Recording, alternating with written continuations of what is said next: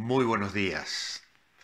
Llegamos al final de la semana número 6 de considerar este milagro extraordinario que el Evangelio de Juan en el capítulo 9 nos relata, la sanidad de un ciego de nacimiento. La idea principal que hemos recordado cada día esta semana es que Jesús puede dar vista espiritual a los ciegos que desean ver. Y nadie debe desperdiciar las oportunidades que se le presentan cuando el Señor está indicando que es el momento de intervenir.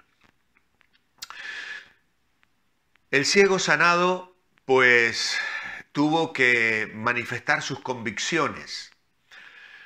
Las cosas que fueron aconteciendo luego de su curación fueron afirmando dentro de él la perspectiva de que Jesús era un profeta, que tenía autoridad divina. Y aunque los vecinos y los fariseos y los judíos en general, e incluso sus propios padres, se opusieron y quisieron negar la realidad, este hombre sabía lo que Jesús había hecho y confió en él. Vuelve a encontrarse con Jesús. No sabemos exactamente cuándo sucedió, pero nos dice que oyó Jesús que le habían expulsado y hallándole le dijo: ¿crees tú en el Hijo de Dios? Qué bonito es pensar que el Señor sabe las situaciones que nosotros vivimos. El Señor tuvo esta información y en realidad Él la tiene de cada uno de nosotros en nuestras vidas personales. Respondió él y dijo: ¿quién es Señor para que crea en Él? Le dijo Jesús: pues le has visto, y el que habla contigo, Él es. Y él le dijo: creo, Señor, y le adoró. Obviamente que postrarse delante de un hombre para un judío, nosotros no somos capaces de darnos cuenta lo que representaba esta actitud. Era reconocer en Jesús a un hombre como él, el Hijo de Dios. Obviamente había hecho un milagro de recreación en su vida. Como ya nos explicó Roberto el domingo, un hombre que nació con un problema ocular que le imposibilitaba ver, pues ahora de pronto recibe la vista mediante la palabra, el poder, la autoridad de aquel que mezcló un poco de saliva con un poco de tierra y le untó los ojos y le envió al estanque. Ya hemos considerado la importancia de esto, de cómo nos representa a la humanidad de Jesús, del Jesús divino. La saliva que nos habla de su naturaleza y el polvo de la tierra con el que hace el barro, que nos habla de su humanidad. Y esa intervención extraordinaria que trae luz al corazón de este hombre. Entonces continúa y dice Jesús: para juicio he venido yo a este mundo, para que los que no ven vean y los que ven sean cegados, o los que dicen que ven. Entonces algunos de los fariseos que estaban con él, al oír esto, le dijeron: ¿acaso nosotros somos también ciegos? Jesús les respondió: si fuerais ciegos no tendríais pecado, pero ahora porque decís vemos, vuestro pecado permanece. La iniciativa salvífica, el desenlace de la historia revela entonces que entrar en contacto con Jesús es abrir la puerta a la persecución. Solemos pensar que las agresiones contra la fe son el resultado de intentos deliberados de afianzar los valores del reino en los lugares de las tinieblas. Es decir, vamos a ir a una ciudad a predicar el evangelio donde no hay iglesia evangélica y entonces vamos a orar para ser fortalecidos, para tener victoria, para que el Señor nos guarde. Obviamente que hacemos bien, porque cada vez que avanzamos el reino de Dios entrando en lugares donde reinan las tinieblas, sin duda que va a haber oposición. Sin embargo, tenemos que notar que el hombre ciego no intentó compartir las buenas nuevas del reino con nadie, tal vez ni las conocía, ni tampoco animó a otros a acercarse a la persona de Cristo. Simplemente fue el receptor de la maravillosa bondad de Jesús. Ser tocado por el Señor automáticamente instala en nuestra vida una realidad espiritual que el enemigo detectará inmediatamente y buscará desactivar lo más rápido posible.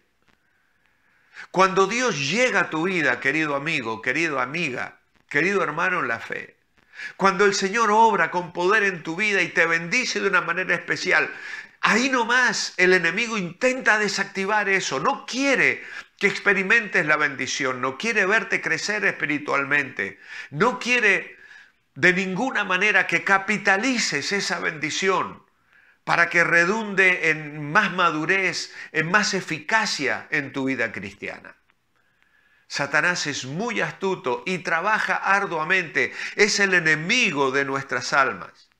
Aun cuando la persona no entienda siquiera lo que ha ocurrido, podemos esperar de todos aquellos que se acercan a Jesús que comiencen a sufrir adversidad, todo tipo de pruebas, porque el diablo sabe que es imposible que alguien se acerque al Señor y se quede en un estado de ceguera espiritual. Por lo tanto, él quiere arrebatar la semilla, como lo explicó el Señor en la parábola del sembrador. La semilla es esparcida, cae en distintos tipos de terreno. Y hay alguna donde rápidamente crece, pero luego soplan los vientos, vienen las aves del cielo. Y es la forma en la que trabaja Satanás. Si él está bendiciendo tu vida hoy, él va a tratar de intentar que te olvides, que no lo compartas con nadie, que guardes silencio, incluso que luego ni siquiera vuelvas a pensar, tratará de ocuparte en cualquier otra cosa. Y de esa manera desactiva las bendiciones espirituales con las cuales nuestra vida puede crecer espiritualmente. La verdadera actitud en el corazón de este grupo judío sale a la luz cuando el hombre intenta compartir con ellos la convicción acerca de lo que ha sucedido. Y entonces los judíos, las autoridades religiosas, reaccionan de forma violenta y lo expulsan del medio de ellos. La aparente firmeza de ellos en realidad esconde el fundamento endeble de sus convicciones, porque ellos no aceptaban ningún tipo de cuestionamiento ni de oposición. Ahora bien, la historia termina aquí para nosotros. Muchas veces cerramos la Biblia al final de este capítulo y dejamos de pensar en la trascendencia espiritual que esto ha tenido para nosotros. Porque, ¿sabes? Después del capítulo 9 de Juan, viene el capítulo 10. ¿Y qué nos vamos a encontrar en el capítulo 10? Bueno, que el Señor ha hablado al final del capítulo 9 con estos falsos pastores. Ha hablado con estos que se creen a sí mismos tener la luz de Dios y ser guía de otros cuando en realidad eras ciegos espiritualmente. Y es por eso que luego el Señor nos va a dar el capítulo 10 donde habla del buen pastor. Si pudiésemos esta mañana tomar un momento y leer Jeremías 23, 1 al 4, veráis, os servirá de referencia para entender lo que Jesús pretende enseñar en el capítulo 10. Él habla allí de ladrones y salteadores y falsos pastores, y es lo que aquellos fariseos habían hecho con el hombre ciego. Jesús dice aquí en el versículo 39 que Él había venido al mundo para juicio venido yo a este mundo. Como luz del mundo, Jesús viene a iluminar a los hombres. Sin embargo, la ceguera producida por el pecado impide que le reconozcan. De modo que existen dos alternativas: reconocer la realidad de nuestra ceguera y permitir que nuestros ojos sean abiertos por Jesús, o rehusar reconocer la realidad de nuestra ceguera y nuestro pecado y rechazar las evidencias